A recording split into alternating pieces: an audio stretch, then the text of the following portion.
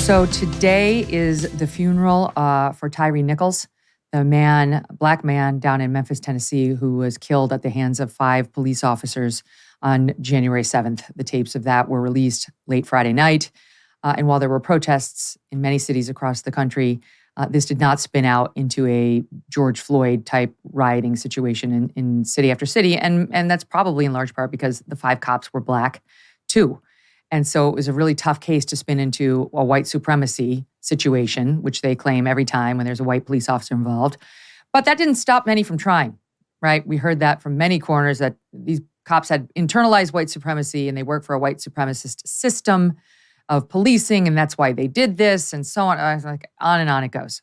So a couple things to get to on this. I mean, number one, I would say the media coverage of this case has gone away awfully quickly. It just has. Like there is nothing close to what we saw after George Floyd, even though the beating was even more brutal. I mean, you could certainly make the case it was even more brutal and pulling at the heartstrings. And then, by the way, this man had absolutely no problems with police, wasn't allegedly on drugs, wasn't resisting arrest, except one time he ran away after they peppered sprayed him and were beating him. So, very sympathetic victim. You'd think there'd be outrage that would be ongoing, but no, because it doesn't have the very sexy race angle that the left loves to play up and put on loop.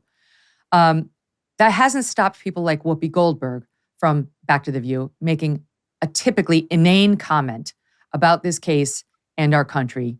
Here she is the other day. When will the brutality finally lead to some police reform from the ground up? Because clearly, it doesn't matter if it's a white policeman or a black policeman, it is a problem in the police and the policing itself.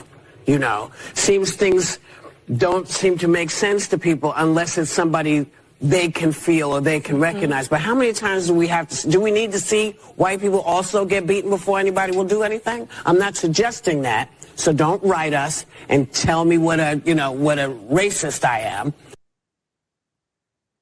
It's not that you're a racist. It's that you're dumb. That's your problem. You're uninformed, just like the rest of your colleagues on your set. Whites have a much higher chance of being killed by cops than blacks do. Those are the facts.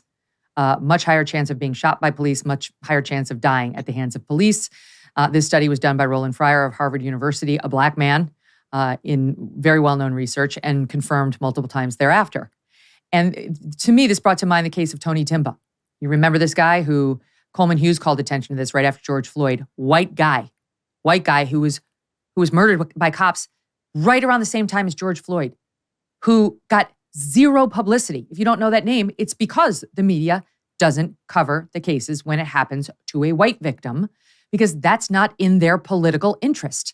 So the fact that she doesn't know that is a result of the fact that she actually doesn't either care to go find the facts, or she just consumes the wrong media, because the media she's watching never shows those cases or highlights facts or Roland Fryer's study or any of this stuff.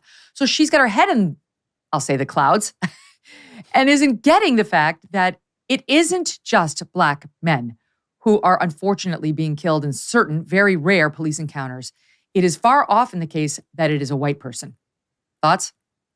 Well, and that doesn't make her perspective on this particular case. It doesn't make any of the public outrage in this particular case wrong. It just means that it doesn't fit neatly into that narrative. And it's not normal to have a media that is clinging as obsessively to false narratives as ours is now.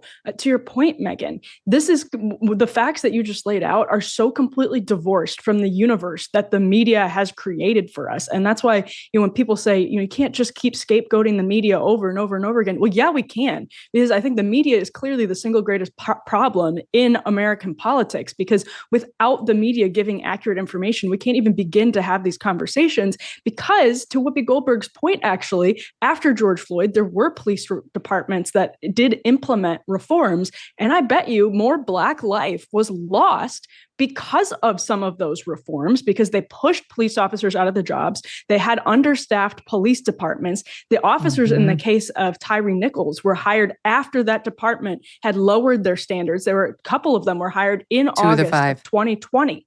in August of 2020. You can imagine how hard it was to probably retain police officers at that point in time anywhere in the country.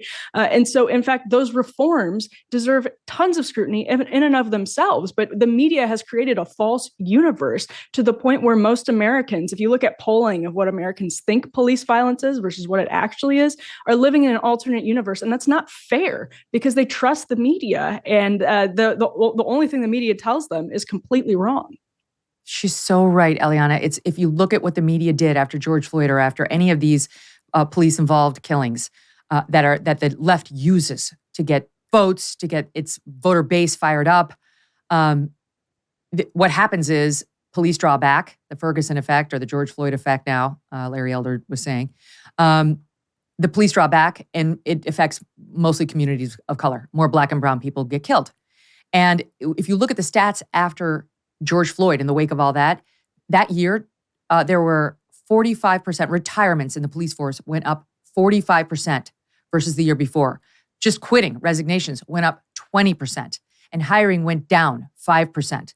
So police departments across the country started really hemorrhaging their best officers who just didn't want to deal with this. They didn't want to be, labeled all cops are bastards or called racists by white women on the Upper West Side in their Lululemon. They were like, what am I? And then no one's going to back me up when I get into, a scuffle on the street, even if it's not my fault. Their calculations were spot on.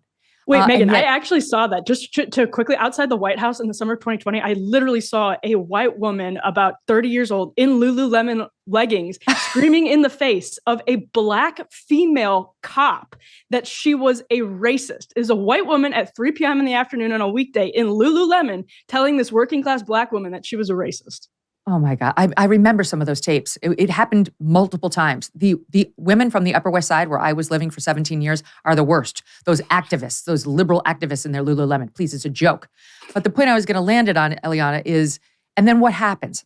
The quality of police officers goes down. The quality that they can hire. In Memphis, they had to start offering $15,000 bonuses to get people to apply. To sign on, they started accepting people who had been convicted of felonies as cops. So what do you think is going to happen? Right. Police have been drawing back, and you could see this. It was tracked very carefully in the data in Minneapolis. They've been retiring, and they can't recruit.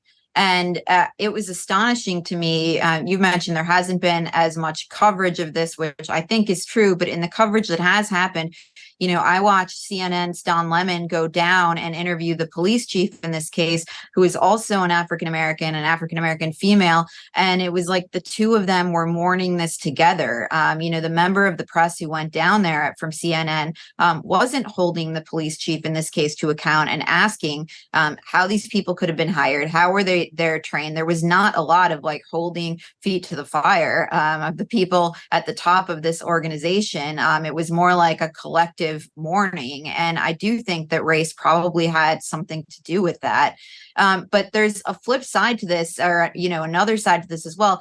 It's not just Whoopi Goldberg was saying nothing's been done. There were tons of local reforms. There were police departments where resources were reallocated to mental health or to other things and away from actual policing. There have also been criminal justice and prosecutorial reforms in cities across the country through a wave of reform-minded prosecutors in races where the left, primarily George Soros, has poured tons of money into this. And we've seen in cities like San Francisco, in cities like Philadelphia, in cities like Washington, D.C., where the city council here in this city just got rid of a mandatory minimum for first-degree murder. Do you think that doesn't have an impact on the lives of cops?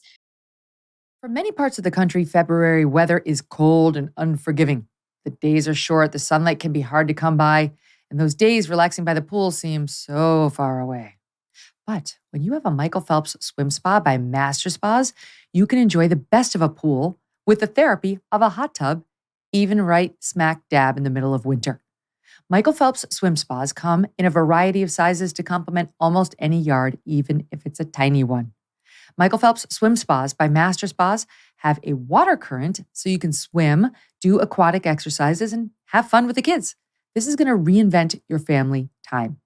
The water buoyancy will relieve pressure on your aching joints. You can enjoy pure relaxation in the massage therapy seats of the swim spa. And since it's heated, you can use it year-round in any climate. Michael Phelps swim spas are 100% made in the USA by Master Spas, the world's largest swim spa manufacturer. You will love your Michael Phelps swim spa by Master Spas. Go to masterspas.com, put in the promo code MK to save $1,000 on a Michael Phelps swim spa or $500 on a Master Spas hot tub. masterspas.com, promo code MK. Hey, thanks so much for watching. If you like what you just saw, hit the subscribe button for more clips and full episodes.